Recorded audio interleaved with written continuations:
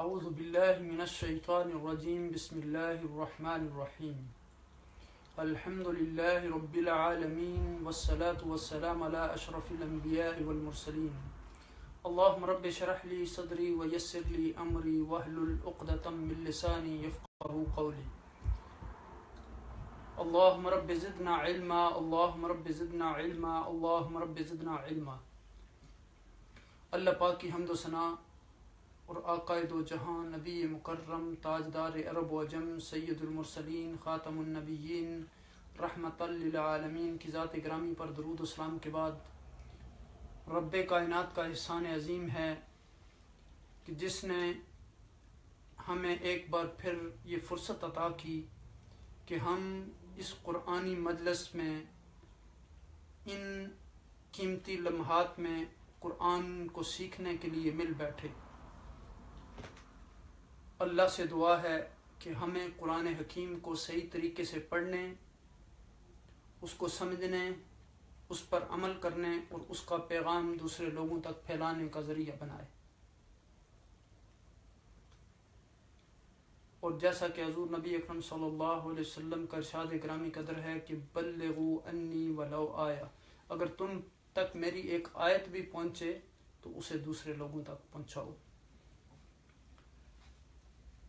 برادران اسلام، معزز سامعین گرامی قدر، گزشتہ مجلس میں ہم نے آیت الکرسی کے حوالے سے گفتگو کی تھی اور میں نے آپ کی خدمت میں عرض کیا تھا کہ آیت الکرسی جو ہے اس کو تمام آیتوں کا سردار قرار دیا گیا۔ وہ عظمت والی آیت ہے، بلندی والی آیت ہے، اس میں اللہ سبحانہ و تعالیٰ جو ہے اسی کے نام سے یہ آیہ کریمہ شروع ہوتی ہے اور اسی کی عظمت اور رفعت اور بلندیوں پر یہ آیہ کریمہ ختم ہوتی ہے۔ پھر ہم نے اللہ سبحانہ و تعالیٰ کے نام کے اعجاز کے حوالے سے بڑی تفصیل سے گفتگو کی تھی اور ہم نے کہا تھا کہ اللہ جو ہے یہ اللہ سبحانہ و تعالیٰ کا ذاتی نام ہے۔ اور پھر ہم نے مختلف جو عالم ہیں ان کے حوالے سے گفتگو کی تھی اور میں نے آپ کے سامنے امام قرطبی جو مصنف ہیں احکام القرآن، جامع احکام القرآن للقرطبی کے، جو قرآن حکیم کی تفسیر ہے، اس میں نے آپ کو بتایا تھا کہ انہوں نے یہ مینشن کیا ہے کہ 18,000 مخلوقات ہیں، یعنی 18,000 قسم کی مخلوقات ہیں، تو ان میں سے ایک قسم جو ہے وہ انسان ہے، جن ہے، اسی طرح۔ تو اب دیکھیں کہ اللہ سبحانہ و تعالیٰ کی عظمت، رفعت، قدرت، طاقت کے حوالے سے ہم نے گفتگو کی تھی اور میں نے آپ کی خدمت میں عرض کیا تھا کہ رب کائنات کی کرسی، اس کا عرش، اس کے مقابلے میں اگر تمام آسمان اور زمین کو آپ لے لیں تو ان کی حیثیت ایسی ہے جیسے صحرا میں آپ ایک جو ہے انگوٹھی یا رنگ پھینک دیں۔ تو اللہ سبحانہ و تعالیٰ کی جو قدرت ہے وہ بہت بڑی ہے۔ تو آج کی آیات میں بیسیکلی یہ اسی آیت الکرسی کی مزید تفصیل ہے اگلی آیات میں۔ اب دیکھیں کہ اس سے پہلے کہ ہم ان آیات کی طرف آئیں، ہم آیات کو تلاوت کر لیتے ہیں پہلے، تو پھر اس سے پہلے کہ ہم ان کے ترجمے اور تفسیر کی طرف آئیں، چند تمہیدی چیزیں میں آپ کی خدمت میں عرض کروں گا۔ رب کائنات نے یہاں ارشاد فرمایا، اعوذ باللہ من الشیطان الرجیم بسم اللہ الرحمن الرحیم، لا اکراہ فی الدین قد تبین الرشد من الغی فمن یکفر بالطاغوت ویؤمن باللہ فقد استمسک بالعروۃ الوثقی لا انفصام لها واللہ سمیع علیم۔ اللہ ولی الذین آمنوا یخرجهم من الظلمات الى النور والذین کفروا اولیاؤهم الطاغوت یخرجونهم من النور الى الظلمات اولئک اصحاب النار ہم فیہا خالدون، صدق اللہ العظیم۔ اب دیکھیں کہ نظریہ جو ہوتا ہے وہ ایک ایسی چیز ہے کہ بیان اور ادراک کے لیے، یعنی بیان اور ادراک کے بعد یہ سمجھنے اور سمجھانے کی چیز ہے، یعنی اس کو سمجھنے کی ضرورت ہے، سمجھانے کی ضرورت ہے، انڈرسٹینڈ کرنے کی ضرورت ہے۔ یعنی جبر و تشدد اور ظلم و عدوان کے نتیجے میں جو ہے وہ کبھی بھی کسی نظریے کو نہیں پھیلایا جا سکتا، اور یہی پالیسی اسلام نے اپنے نظریہ یا یاد کی بابت اختیار کی۔ اب دیکھیں کہ دین اسلام اپنی پوری قوت اور طاقت کے ساتھ انسانی قوت مدرکہ کو خطاب کرتا ہے، اور وہ ان لوگوں سے خطاب کرتا ہے جو غور فکر کرنے والے لوگ ہیں، جو اہل فکر ہیں، جو اہل تدبر ہیں، جو اچھی سوچ رکھنے والے لوگ ہیں، اور پھر ان کو ایک واضح پیغام دیتا ہے، ایک واضح سوچ دیتا ہے، ایک واضح تھاٹ دیتا ہے، اور وہ اثر جو ہے پورے انسان کے جسم پر اس کا اثر ہوتا ہے۔ اب دیکھیں کہ اسلام جو ہے وہ فطرت سلیمہ کو خطاب کرتا ہے، بلکہ پوری کائنات کی انسانی شخصیت پر یہ اثر انداز ہوتا ہے، اور وہ پھر انسانی فہم اور ادراک کے ہر پہلو کو آزماتا ہے، جس میں جبر و تشدد سے کام نہیں لیا جاتا، جس میں ہر طرف پیار و محبت ہے، امن ہے، رواداری ہے، جس کا پیغام ہی السلام علیکم سے شروع ہوتا ہے، پیس بی اپان یو۔ یعنی آپ دیکھیں کہ حضور نبی اکرم صلی اللہ علیہ وسلم نے جب مکہ مکرمہ سے ہجرت کی تو آپ جب مدینہ تشریف لائے تو سب سے پہلے جو کام آپ نے کیا وہ یہی تھا کہ لوگوں کے درمیان اسلام کو پھیلاؤ، یعنی السلام علیکم، لوگوں کو سلام دو، ان کو کھانا کھلاؤ، اور رات کو جب لوگ سو رہے ہوں تو اٹھ کر آپ نماز پڑھو، قیام اللیل کے بارے میں فرمایا۔ اب دیکھیں کہ یعنی اسلام سے پہلے عیسائیت کے مذہب میں بھی جبر و تشدد تھا، بلکہ اس کے پیروکاروں نے اس کو پھیلانے کے لیے اسلحہ کا بھی استعمال کیا۔ اور آپ دیکھیں کہ قسطنطین نے عیسائیت کو قبول کیا تو حکومت نے جبر و تشدد کے تمام وسائل استعمال کیے اور لوگوں کو مسیح مذہب قبول کرنے پر مجبور کیا۔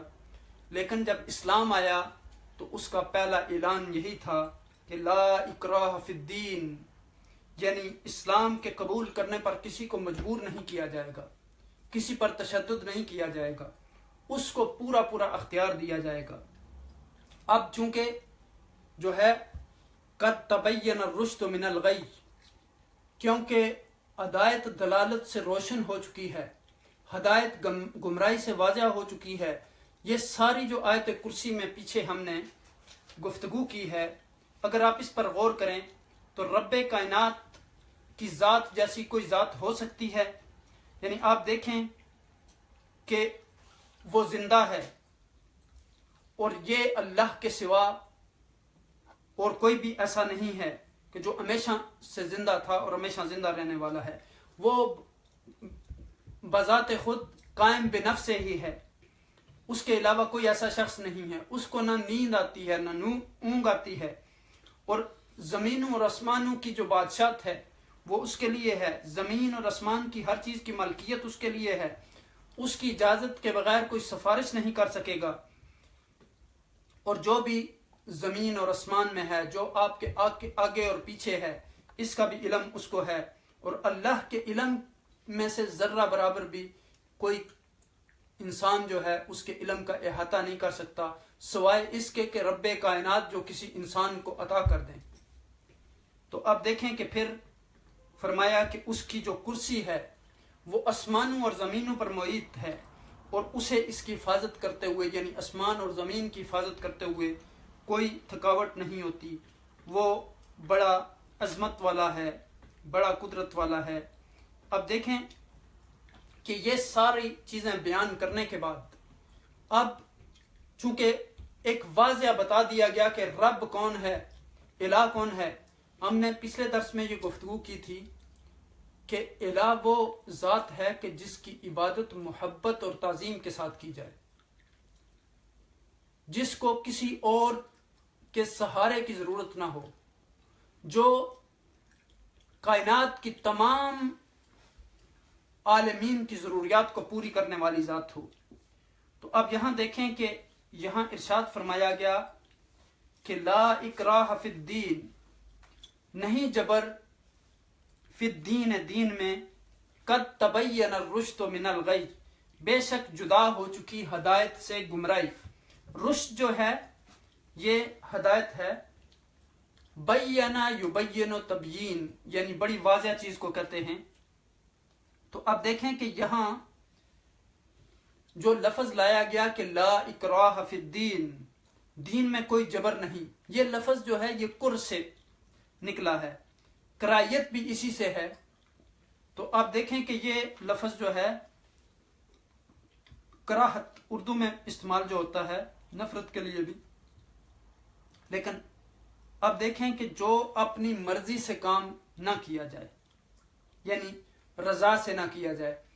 اب دیکھیں جب کسی سے آپ کراہت کرتے ہیں، نفرت کرتے ہیں، تو اس کے لیے آپ کے دل میں یعنی نفرت ہوتی ہے، کراہت ہوتی ہے، تو اس میں زبردستی اور جبر کو جو ہے وہ دخل نہ ہو، اور اسے جبر و اکراہ بھی کہا جاتا ہے۔ اب دیکھیں کہ دین جو ہے یہ مذہب ہے۔ لفظ دین جو ہے یہ دو معنوں میں استعمال ہوتا ہے۔ لفظ دین کا پہلا معنی جو ہے وہ جزا و سزا ہے، یعنی بدلہ، ریونج، اور اس کا دوسرا معنی جو ہے طریق، فکر و عمل، یعنی طریق زندگی۔ تو رشد جو ہے کا لفظ جو ہے یہ ہدایت، راشد اس کا اسم فاعل ہے، اور اب دیکھیں کہ اس کے معنی ہیں راشد کے کہ ہدایت یافتہ۔ یہاں رشد سے ہدایت کے عام معنوں کے علاوہ خود اسلام کے معنی بھی مراد لیے جا سکتے ہیں۔ الغی جو کا لفظ جو استعمال یہاں ہوا اس آیہ کریمہ میں، یہ غین وا یو یا اس کا مادہ ہے جس کے معنی بہکانے اور گمراہ کرنے کے ہیں۔ اب دیکھیں کہ الغی سے کفر و شرک کی گمراہی مراد ہے، اور اغوا جو ہوتا ہے بہکانا، اسی سے بنا ہے۔ اب دیکھیں کہ یہاں اس آیہ کریمہ میں مذہبی آزادی کا اعلان کیا گیا۔ اسلام میں ہر شخص کو مذہب کے بارے میں اختیار ہے۔ اب دیکھیں کہ اسلام قبول کرنے سے پہلے اس کو اختیار ہے، لیکن جب انسان کو اسلام قبول کر لیتا ہے تو پھر سارے اسلام کے احکامات جو ہیں اس پر نافذ ہوتے ہیں۔ جیسے آپ دیکھیں کہ آج کی جو اتھارٹیز ہیں ان میں سے اگر کوئی آپ ایگریمنٹ ان کے ساتھ کرتے ہیں تو پھر آپ کو جب آپ ایگریمنٹ کر لیتے ہیں، اس ایگریمنٹ میں آپ انٹر ہو جاتے ہیں، تو اس کے بعد آپ رول ریگولیشن آپ کو فالو کرنے پڑتے ہیں۔ اس کی سمپل مثال آپ لے لیں کہ آپ ڈرائیونگ لائسنس لیتے ہیں، تو یہ نہیں ہو سکتا کہ آپ نے لائسنس لے لیا تو اب آپ کہیں کہ گاڑی تو میں اپنی مرضی سے چلاؤں گا، تو وہ جو اتھارٹیز ہوتی ہیں ان کے اپنے رولز اور ریگولیشن ہوتے ہیں۔ آپ دیکھیں کہ جس طرح ایک چھوٹے سے گھر میں بھی نظام چلانے کے لیے کچھ قوانین ہوتے ہیں، ہر ادارے میں، ہر یونیورسٹی میں، ہر کالج میں، ہر انسٹیٹیوشن میں، تو اسی طرح آپ تصور کریں کہ رب کائنات کی اتنی بڑی کائنات، اس کے بھی اپنے پھر احکامات ہیں اس دین میں۔ تو اب دیکھیں کہ یعنی اسلام کی مکمل تاریخ اس بات پر گواہ ہے کہ کبھی بھی کسی پر تشدد نہیں کیا گیا، جبر سے کسی کو یہ نہیں کہا گیا کہ وہ اسلام قبول کریں۔ اب دیکھیں کہ یعنی اگر ایسا ہوتا تو پاکستان میں جو ہے وہ مندر نہ ہوتے، وہاں گرجا گھر نہ ہوتے۔ تو اب دیکھیں کہ اسلام قبول کرنے کا مطلب یہ بات سمجھ لینی چاہیے کہ جب اسلام قبول کر لیتا ہے انسان تو پھر اس کو اس معاشرے میں یعنی بغاوت کرنے کا حق نہیں، اس میں برائی پھیلانے کا حق نہیں. پھر اس کو اسلام کے احکامات پر عمل کرنا پڑے گا. جس طرح ہر ملک کے اپنے اپنے قوانین ہوتے ہیں، جو انسان بغاوت کرتا ہے اس کی سزا ہوتی ہے، اسی طرح اسلام میں بھی پھر اس شخص کے لیے جو ایک دفعہ اسلام قبول کر لیتا ہے تو اس کے لیے یعنی پھر سزا ہے اگر وہ دوبارہ چھوڑتا ہے اپنے مذہب کو. لیکن اس سے پہلے اس کو اختیار ہے، یعنی جبرن یہ نہیں کہا جا سکتا کسی کو کہ آپ اسلام قبول کریں. پھر آپ دیکھیں کہ فرمایا کہ فَمَن يَكْفُرْ بِالطَّاغُوتِ، جو کوئی نہ مانے گمراہ کرنے والے، وَيُؤْمِن بِاللَّهِ، اور یقین لائے اللہ پر، فَقَدِ اسْتَمْسَكَ بِالْعُرْوَةِ الْوُثْقَىٰ، اس نے پکڑ لیا ایسی چیز کو جو بہت مضبوط ہے، جو ٹوٹنے والی نہیں ہے. لَا انْفِصَامَ لَهَا وَاللَّهُ سَمِيعٌ عَلِيمٌ، یعنی عروۃ الوثقیٰ بہت مضبوط ہے، ٹوٹنے والی نہیں ہے، اور اللہ سبحانہ و تعالیٰ سنتا ہے اور جانتا ہے.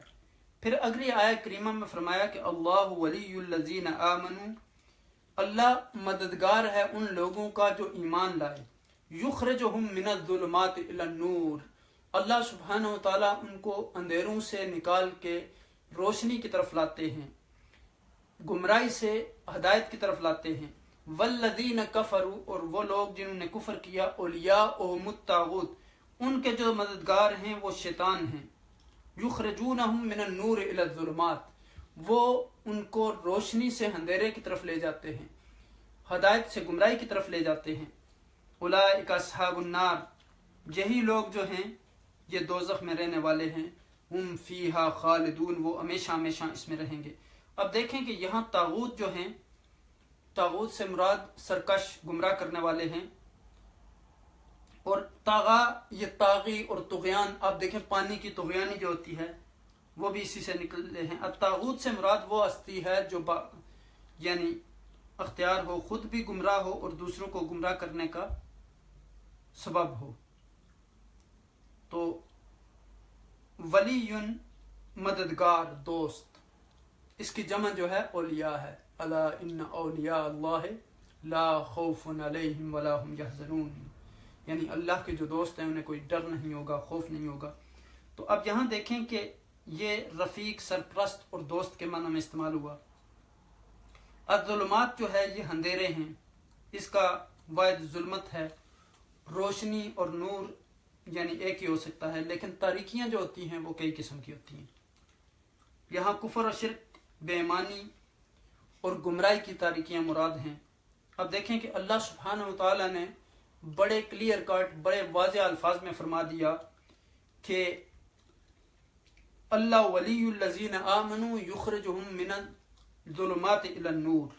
اب دیکھیں کہ یہاں جو کوئی ہدایت اختیار کرے گا وہ گویا نور میں پہنچ جائے گا، روشنی میں پہنچ جائے گا، اس کو ہدایت مل جائے گی، اور اللہ ان لوگوں کا مددگار ہے. اور جو کفر اور سرکشی کا راستہ اختیار کرے گا وہ اندھیروں میں چلا جائے گا، تاریکیوں میں چلا جائے گا، اور سرکش اور گمراہ اس کے ساتھی ہوں گے، اور جہنم اس کا ٹھکانہ ہوگا جہاں اس نے ہمیشہ ہمیشہ کے لیے رہنا ہے. اب دیکھیں کہ اس آیہ کریمہ کے اگر ہم پر غور کریں کہ لا اکراہ فی الدین قد تبین الرشد من الغی، اب دیکھیں کہ دین میں جبر نہیں، کسی کو زبردستی مسلمان بنایا جائے، کیونکہ قرآن حکیم نے حق و باطل کو بڑے واضح طریقے سے بیان کر دیا. اب جو اپنی مرضی سے شیطان کو ٹھکرا دے اور حق کو مان لے تو اللہ سبحانہ و تعالی اس کو نور کی ایسے راستے پر گامزن کر دیتا ہے جو اسے بالآخر جنت کی طرف لیڈ کرتا ہے، جنت میں لے جاتا ہے. اور جو شیطان کی اتباع کرتا ہے وہ تاریکیوں میں سرگرداں ہو کر جہنم میں جا گرتا ہے. اب دیکھیں کہ دو راستے ہیں، ایک رحمان کا راستہ ہے، ایک شیطان کا راستہ ہے. رحمان کا راستہ جنت کا راستہ ہے، شیطان کا راستہ جہنم کا راستہ ہے. اس لیے یہاں دونوں راستے بڑے واضح کر کے بیان کر دیے گئے اور بتا دیا گیا کہ انسان جو ہیں وہ جو لوگ ایمان لے آئیں گے تو انہیں ان کا مددگار اللہ سبحانہ و تعالیٰ ہوگا اور انہیں روشنی ملے گی، ہدایت ملے گی، ان کو قرآن کی روشنی ملے گی۔ تو جو لوگ کفر کے راستہ کو اختیار کریں گے تو وہ اندھیروں میں چلے جائیں گے۔ اب یہاں دیکھیں کہ یعنی اس آیہ کریمہ کے حوالے سے اس کے شان نزول کے بارے میں مختلف روایات ہیں۔ ایک روایت ہے کہ انصار کے کچھ نوجوان یہودی یا عیسائی ہو گئے تھے، پھر جب یہ انصار مسلمان ہونے لگے تو انہوں نے اپنی نوجوان اولاد کو جو یہودی یا عیسائی بن چکے تھے زبردستی مسلمان بنانا چاہا، جس پر یہ آیت نازل ہوئی۔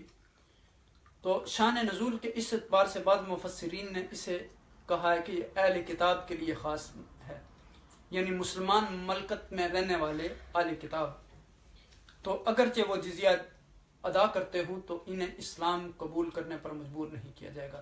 لیکن حقیقت میں یہ آیت جو ہے یہ عام ہے، یعنی کسی پر بھی قبول اسلام کے لیے جبر نہیں کیا جائے گا، کیونکہ اللہ تعالیٰ نے ہدایت اور گمراہی دونوں کو واضح کر دیا۔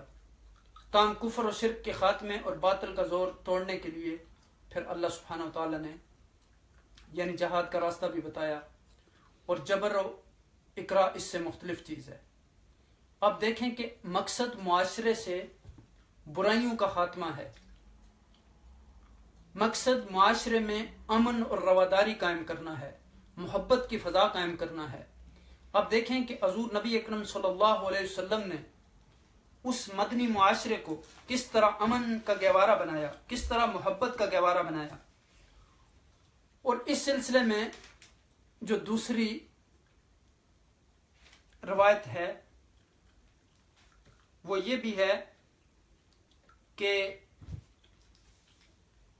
انصار کے قبیلے بنو سالم بن عوف کا ایک شخص جو تھا حسینی نامی تھا، جس کے 2 لڑکے نصرانی تھے اور خود مسلمان تھا، تو اس نے نبی اکرم صلی اللہ علیہ وسلم کی خدمت میں ایک بار عرض کیا کہ مجھے اجازت دی جائے کہ میں ان لڑکوں کو جبراً مسلمان بنا لوں۔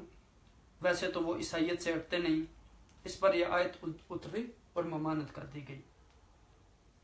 تو اب دیکھیں یہاں کہ یہاں بیان یہ ہو رہا ہے کہ کسی کو بھی جبراً اسلام میں داخل نہ کرو۔ اسلام کی حقانیت واضح ہو چکی اور روشن ہو چکی، اس کے دلائل اور براہین جو ہیں وہ واضح بیان ہو چکے، تو اب کسی پر جبر و زبردستی کرنے کی ضرورت نہیں۔ جسے اللہ سبحانہ و تعالیٰ چاہے گا اس کا سینہ کھول دے گا، اسے ہدایت عطا کر دے گا، اس کا دل روشن کر دے گا، خدا تعالیٰ اس کی آنکھوں میں روشنی عطا کر دے گا، تو وہ خود بخود یعنی مسلمان ہو جائے گا۔ لیکن جو اندھے دل والے ہیں، جیسے ہم نے پیچھے پڑھا تھا ختم اللہ علی قلوبہم وعلی سمعہم وعلی ابصارہم غشاوۃ ولہم عذاب نذیر، تو وہ جو ہیں بہرے کانوں والے، پھوٹی آنکھوں والے، اس سے دور رہیں گے۔ اگر انہیں جبراً اسلام میں داخل بھی کیا جائے تو کوئی فائدہ نہیں ہوگا۔ تو اب دیکھیں یہاں کہ اس سورہ میں، سورہ بقرہ میں، یعنی ہم نے شروع میں 3 قسم کے لوگوں کا تذکرہ پڑھا تھا، متقین کا، پھر کفار کا، پھر منافقین کا۔ تو اب دیکھیں کہ یہ منافقین اور کفار ایک طرف ہو گئے اور متقین ایک طرف ہو گئے۔ اب دیکھیں کہ منافقین بھی بیسیکلی وہ اسی راستے پر چلتے ہیں، وہ دل میں کوئی اور چیز ہوتی ہے ان کے اور زبان سے کچھ اور کہتے ہیں نفاق کی وجہ سے۔ تو اب دیکھیں کہ جو لوگ کامیاب ہیں وہ متقین لوگ ہیں، جن کے بارے میں کہا گیا کہ اولئک علی ھدی من ربہم واولئک ھم المفلحون۔ اب دیکھیں کہ انسان اگر قرآن کے راستے پر عمل کرے گا، قرآن کی آیات پر عمل کرے گا، تو رب کائنات اس کو روشنی عطا کریں گے، اس کو اندھیروں سے نکال کر روشنی کی طرف لے آئیں گے، گمراہی سے نکال کر ہدایت کی طرف لے آئیں گے۔ اور اگر انسان سرکشی کا راستہ اختیار کرے گا، بغاوت کا راستہ اختیار کرے گا، کفر کا راستہ اختیار کرے گا، تو وہ اندھیروں میں پڑے گا، وہ تاریکیوں میں چلا جائے گا، وہ گمراہی کے راستے پر چلا جائے گا، وہ صراط مستقیم سے ہٹ جائے گا۔ اب دیکھیں کہ رب کائنات نے جب شروع میں یہ ہم نے کہا تھا کہ اہدنا الصراط المستقیم، صراط الذین انعمت علیہم غیر المغضوب علیہم ولا الضالین، تو یہ انہی لوگوں کا راستہ ہے جو اللہ کے دوست ہیں، جن کے بارے میں کہا گیا کہ اولئک الذین انعم اللہ علیہم من النبیین والصدیقین والشہداء والصالحین۔ اب دیکھیں کہ یہ صدیقین ہیں، انبیاء ہیں، صالحین ہیں، شہداء ہیں، یہ انہی لوگوں کے راستے کی بات ہو رہی ہے۔ اللہ ولی الذین آمنوا یخرجہم من الظلمات الی النور والذین کفروا اولیاءهم الطاغوت یخرجونہم من النور الی الظلمات اولئک اصحاب النار هم فیہا خالدون۔ اب دیکھیں کہ یہ یعنی جو حضرت عمر رضی اللہ تعالیٰ عنہ سے مروی ہے اس کے بارے میں، طاغوت کے بارے میں، وہ یہ ہے کہ انہوں نے کہا کہ جبت سے مراد جادو ہے اور طاغوت سے مراد جو ہے وہ شیطان ہے۔ دلیری اور نامردی دونوں اونٹ کے دونوں طرف کے برابر کے بوجھ ہیں جو لوگوں میں ہوتے ہیں۔ یعنی ایک آدمی جو ہوتا ہے وہ بڑا دلیر ہوتا ہے اور انجان شخص پر بھی اگر کوئی ظلم و ستم ہو رہا ہو، زیادتی ہو رہا تو اس کی مدد کے لیے بھی تیار ہو جاتا ہے، اور دوسری طرف ایک بزدل شخص ہوتا ہے، وہ اپنے ماں باپ، اپنے بہن بھائیوں، ان پر بھی کوئی ظلم و زیادتی ہو رہی ہو تو اس کے لیے بھی وہ کوئی کردار ادا نہیں کرتا، آگے نہیں بڑھتا۔ تو آپ دیکھیں کہ انسان کا حقیقی جو چیز ہے وہ دین ہے۔ تو حضرت عمر کا طاغوت کو شیطان کے معنی میں لینا یہ بہت ہی اچھا ہے، اس لیے کہ یہ ہر اس برائی کو شامل ہے جو اہل جاہلیت میں تھی، بتوں کی پوجا کرتے تھے وہ، اسی طرح ان کی طرف اپنی حاجتیں لے کے جاتے تھے، ان سے سختی کے وقت امداد مانگتے تھے۔ پھر فرمایا کہ جس شخص نے مضبوط کڑے کو تھام لیا، جیسے ہم نے دوسری آیہ کریمہ میں بتا کہ وَاعْتَصِمُوا بِحَبْلِ اللَّهِ جَمِيعًا وَلَا تَفَرَّقُوا، تو یہاں یہ فرمایا گیا کہ لا اکراہ فی الدین قد تبین الرشد من الغی فمن یکفر بالطاغوت ویؤمن باللہ فقد استمسک بالعروۃ الوثقی، تو اس نے جو ہے وہ مضبوط کڑے کو تھام لیا جو کبھی ٹوٹے گا نہیں، اور اللہ تعالیٰ سننے اور جاننے والا ہے۔ اب دیکھیں کہ یہاں یعنی کتنے لطیف انداز میں یہ ہمیں سمجھایا جا رہا ہے کہ اللہ سبحانہ و تعالیٰ جو ہیں ان لوگوں کے دوست ہیں، ولی ہیں، مددگار ہیں جو ایمان والے لوگ ہیں۔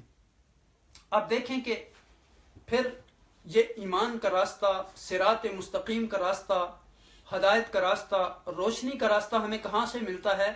یہ اللہ کی کتاب سے ملتا ہے۔ آپ دیکھیں کہ رب کائنات نے دو چیزیں ہمیں عطا کی، ایک تو یہ کتاب عطا کی، اس کے ساتھ حضور نبی اکرم صلی اللہ علیہ وسلم کی سنت اور حدیث مبارکہ ہمیں عطا کی۔ تو آپ دیکھیں کہ ہر وہ چیز قرآن دیا، اور پھر قرآن کی تشریح حضور نبی اکرم صلی اللہ علیہ وسلم نے کی۔ قرآن میں بہت ساری چیزیں جو ہیں وہ مجمل ہیں، ان کی تفصیل جو ہے وہ حضور نبی اکرم صلی اللہ علیہ وسلم کے عمل میں ملتی ہے، جیسے آپ نماز کو لے لیں، زکوٰۃ کو لے لیں، اور بہت ساری چیزیں جو ہمیں جن کی ڈیٹیل قرآن حکیم میں نہیں ملتی۔ تو آپ دیکھیں کہ یہ دونوں میجر سورسز ہیں اسلامک شریعہ کے، قرآن اور سنت۔ تو قرآن اور سنت ہر معاملے میں ایک ساتھ چلتے ہیں، یعنی جن چیزوں کو قرآن بیان کرتا ہے، حضور نبی اکرم صلی اللہ علیہ وسلم کی ذات ان چیزوں کی تشریح کرتی ہے اور ہمارے آسانی کے لیے۔ آپ دیکھیں کہ رب کائنات نے خود قرآن میں ارشاد فرمایا کہ ما آتاکم الرسول فخذوہ ما نہاکم عنہ فانتہوا۔ پھر آپ دیکھیں کہ یعنی لقد من اللہ علی المؤمنین اذ بعث فیہم رسولا من انفسہم یتلو علیہم آیاتہ ویزکیہم ویعلمہم الکتاب والحکمہ وان کانوا من قبل لفی ضلال مبین۔ تو نبی علیہ السلام کی یعنی بعثت کے مقاصد میں سے یہ بھی بیان کیا گیا کہ آپ لوگوں کو کتاب کی تعلیم دیتے ہیں، حکمت کی تعلیم دیتے ہیں۔ تو آپ دیکھیں کہ یہاں یعنی اس آیہ کریمہ میں کتنے لطیف انداز میں یہ پیغام دیا گیا کہ اسلام جبر کا مذہب نہیں ہے، اکراہ کا مذہب نہیں ہے، کسی پر تشدد کرنے کا مذہب نہیں ہے، بلکہ اسلام تو محبت اور رواداری کا مذہب ہے، دوسروں کو اپنے قریب کرنے کا مذہب ہے، دوسروں کے ساتھ یعنی کھڑے ہونے کا مذہب ہے۔ آپ دیکھیں کہ حضور نبی اکرم صلی اللہ علیہ وسلم نے کس طرح آپ صلی اللہ علیہ وسلم کا اخلاق تھا، ایون غیر مسلموں کے ساتھ، بچوں کے ساتھ، ایون یہاں تک کہ دوسری جو مخلوقات تھیں، جانوروں تک کے ساتھ آپ کی رحمت آپ دیکھیں. اسی لیے رب کائنات نے کا ارشاد گرامی قدر ہے کہ وما ارسلناک الا رحمۃ للعالمین، تمام عالمین کے لیے حضور کی ذات کو رحمت بنا کر بھیجا گیا. اور ابھی تھوڑی دیر پہلے میں نے آپ کی خدمت میں یہ عرض کیا ہے کہ امام قرطبی نے کہا کہ 18,000 عالم ہیں. تو آپ اندازہ کر لیں کہ ہر عالم میں کتنی مخلوق ہے، اس کی تعداد یہ اللہ کے علم میں ہے. اور ہم نے یہ پچھلے درس میں نے بیان کیا تھا کہ یعنی آسمان پر 4 انگلیوں کے برابر بھی ایسی جگہ نہیں ہے جہاں فرشتے اللہ سبحانہ و تعالیٰ کی عبادت نہ کر رہے ہوں. تو آپ دیکھیں کہ اللہ سبحانہ و تعالیٰ کی ایک سنت ہے کہ ان اللہ لا یغیر ما بقوم حتی یغیروا ما بانفسہم. جب تک انسان اپنی حالت کو خود نہیں بدلتے، اللہ تعالیٰ بھی اس وقت تک اس قوم کی حالت کو نہیں بدلتے. تو اب یہاں دیکھیں کہ یعنی عروۃ وثقیٰ سے مراد یہاں ایمان ہے، اسلام ہے، توحید خداوندی ہے، توحید کا راستہ ہے، رسالت پر ایمان ہے، فرشتوں پر ایمان ہے. اللہ سبحانہ و تعالیٰ نے جو صراط مستقیم بتایا، یعنی اولئک الذین انعم اللہ علیہم، جن پر اللہ نے نعمت کی، من النبیین، انبیاء، والصدیقین، اور سچے لوگ، والشہداء، جو اللہ کے راستے میں شہید ہونے والے ہیں، اور والصالحین، اور جو صالحین نیک لوگ ہیں. تو آپ دیکھیں کہ یہاں فرمایا گیا کہ لا اکراہ فی الدین قد تبین الرشد من الغی، حق اور باطل کو واضح بیان کر دیا گیا. قل جاء الحق وزهق الباطل ان الباطل کان زہوقا، حق آ گیا اور باطل مٹ گیا، اور باطل بے شک جو ہے وہ مٹنے کے لیے تھا. اور آپ دیکھیں کہ اللہ سبحانہ و تعالیٰ نے کہ دین کو غالب ہو کے رہنا ہے. یریدون ان یطفئوا نور اللہ بافواہہم واللہ متم نورہ ولو کرہ الکافرون، یعنی اللہ کے نور کو ہر صورت میں مکمل ہونا ہے، اس کو کوئی بھی طاقت نہیں روک سکتی. اللہ ولی الذین آمنوا یخرجوہم من الظلمات الی النور والذین کفروا اولیاؤہم الطاغوت یخرجونہم من النور الی الظلمات اولئک اصحاب النار ہم فیہا خالدون. اب دیکھیں کہ یعنی یہاں اس آیہ کریمہ میں اللہ سبحانہ و تعالیٰ یہ خبر دیتے ہیں کہ اس کی رضامندی کے طلبگار کو وہ سلامتی کی رہنمائی کرتا ہے، اور شک کو شبہ جو لوگ کرتے ہیں کفر و شرک کے اندھیروں سے نکال کر ان کو نور حق کی روشنی میں لا کھڑا کرتا ہے جو ایمان لاتے ہیں. اور کفار کے ولی جو ہیں وہ شیاطین ہیں، یعنی ایمان والوں کا دوست مددگار اللہ ہیں، اور جو کفار کے ساتھی ہیں، کفار کے ولی جو شیطان ہیں، اور وہ جہالت اور گمراہی کے راستے پر ہیں، انہیں ایمان سے توحید سے روکتے ہیں اور انہیں نور حق سے ہٹا کر گمراہی میں لے جاتے ہیں، اندھیرے میں لے جاتے ہیں. تو یہاں آپ دیکھیں کہ لفظ نور جو آیا وہ واحد ہے، چونکہ نور ایک ہی ہوتا ہے، اور ظلمات چونکہ تاریکیاں مختلف قسم کی ہوتی ہیں تو اس لیے یہاں جمع کا لفظ استعمال کیا گیا، ظلمات. یعنی اس لیے ہے کہ حق اور ایمان اور سچا راستہ ایک ہی ہے، اور کفر کی جو ہیں وہ کہیں قسمیں ہیں. جیسے ایک اور جگہ پہ ہے ان ھذا صراطی مستقیما، یعنی میری راہ جو ہے وہ سیدھی راہ ہے، تم اس کی تابعداری کرو، اس راستے پر چلو، ورنہ راہ سے بھٹک جاؤ گے. پھر فرمایا کہ وجعل الظلمات والنور. تو اور بھی بہت ساری اس طرح کی آیتیں ہیں. حضرت ایوب بن خالد رضی اللہ تعالیٰ عنہ فرماتے ہیں کہ اہل ہوا یا اہل فتنہ کھڑے کیے جائیں گے، جس کی چاہت صرف ایمان ہی کی ہو وہ تو روشن صاف اور نورانی ہوگا، اور جس کی خواہش کفر کی ہو وہ سیاہ اور اندھیروں والا ہوگا.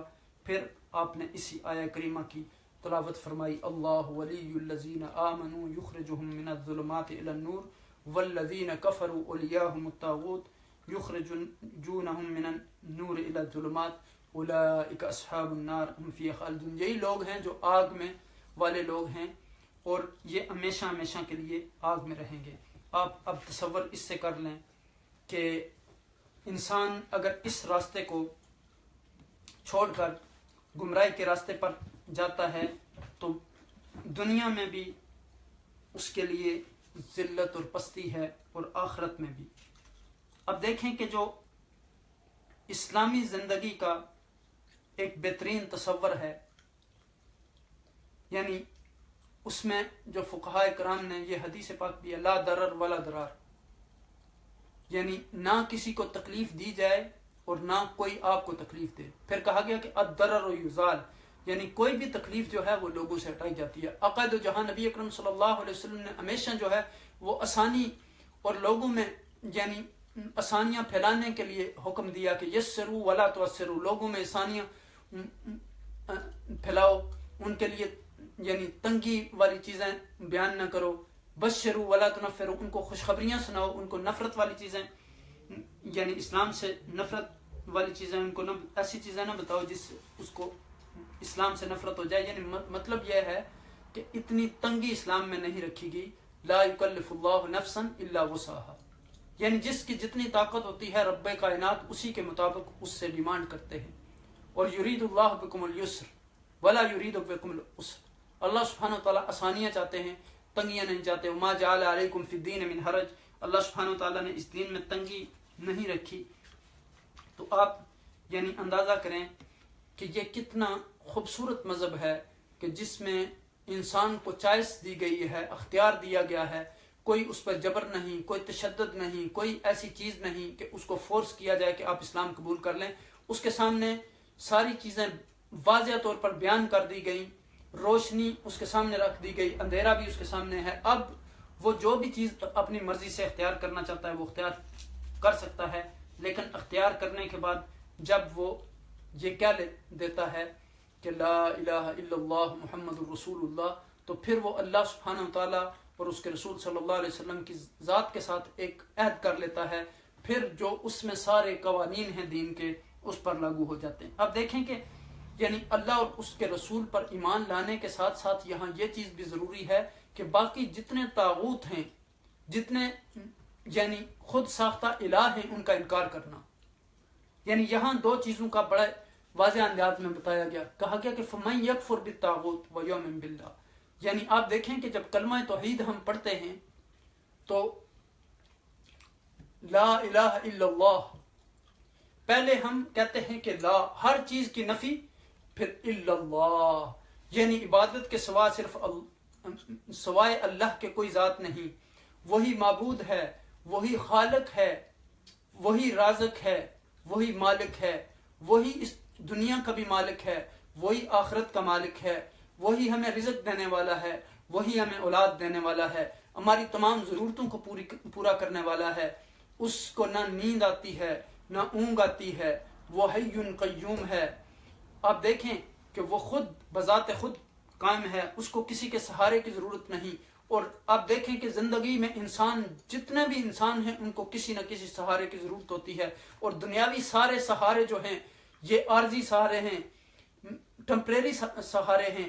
جو سب سے مضبوط اور سہارا ہے وہ اللہ کا سہارا ہے، وہ اللہ کی رسی ہے. وَاعْتَصِمُوا بِحَبْلِ اللَّهِ جَمِيعًا وَلَا تَفَرَّقُوا، وہ رسول صلی اللہ علیہ وسلم کا راستہ ہے، وہ حضور نبی اکرم صلی اللہ علیہ وسلم کی سنت کا راستہ ہے، آپ کی سیرت پر عمل کرنے کا راستہ ہے.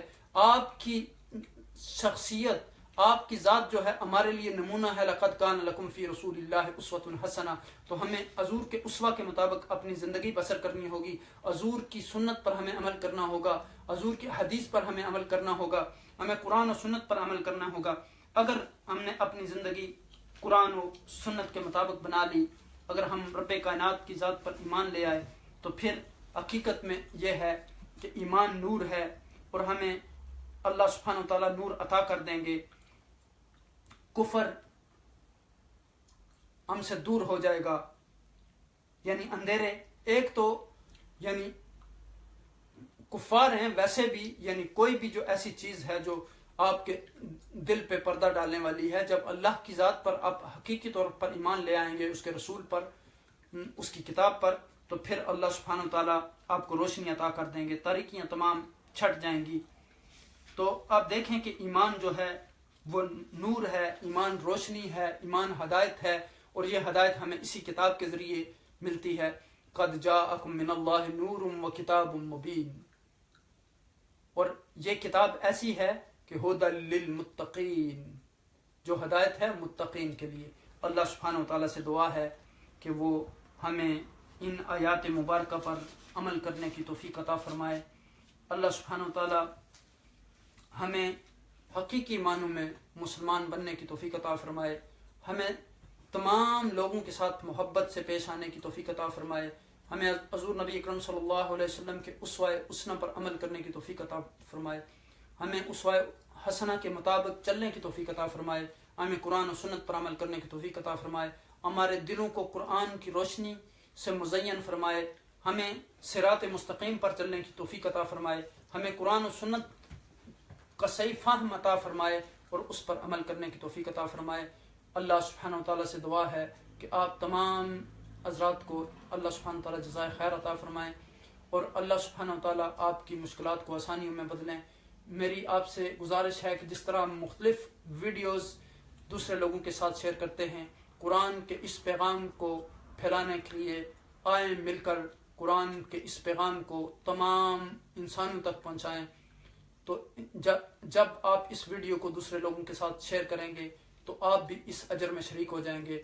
اللہ سبحانہ وتعالیٰ آپ کا حامی و ناصر ہو. جزاکم اللہ خیر، ما علینا الا البلاغ. السلام علیکم ورحمۃ اللہ وبرکاتہ.